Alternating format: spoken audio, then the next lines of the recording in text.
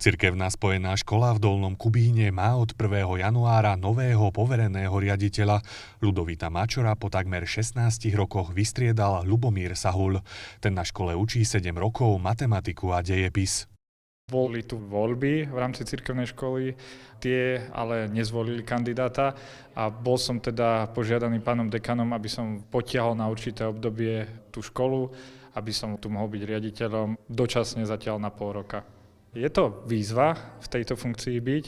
Moja taká priorita je upevňovať tú identitu cirkevnej školy, že uvedomovať si, že aj Katolícka univerzita má takéto heslo, že neformujeme len mysle, ale aj srdcia a o to sa máme vlastne cirkevnej škole snažiť. Určite byť takým centrom tej farnosti a spolupráci s farnosťou budovať tú vieru v rámci Dolného Kubína. Zároveň pokračovať v kvalitnej výučbe, ktorú tu máme. Digitalizácia, ktorá tu prebieha, tiež je v dobrom smere, tak určite v tých projektoch pokračovať. 32-ročný Ľubomír Sahul vyštudoval učiteľstvo na Pedagogickej fakulte Katolíckej univerzity v Ružomberku. Hneď po štúdiu prišiel učiť na cirkevnú spojenú školu do Dolného Kubína.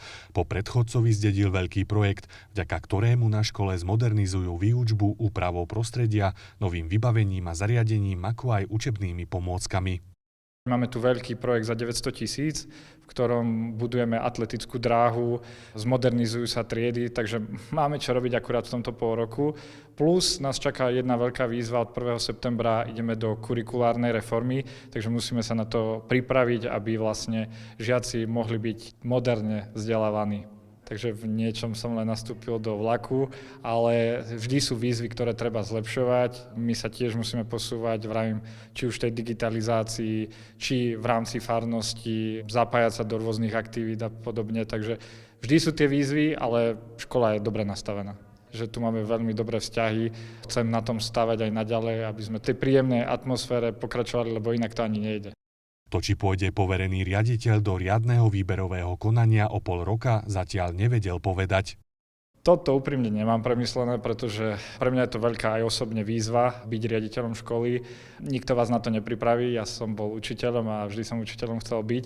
Takže uvidíme, ako to ten pol rok pôjde, či obstojne budem fungovať a či vlastne bude spokojnosť, aby som pokračoval aj ako to ja budem zvládať a vyhodnotím to celé a uvidí sa.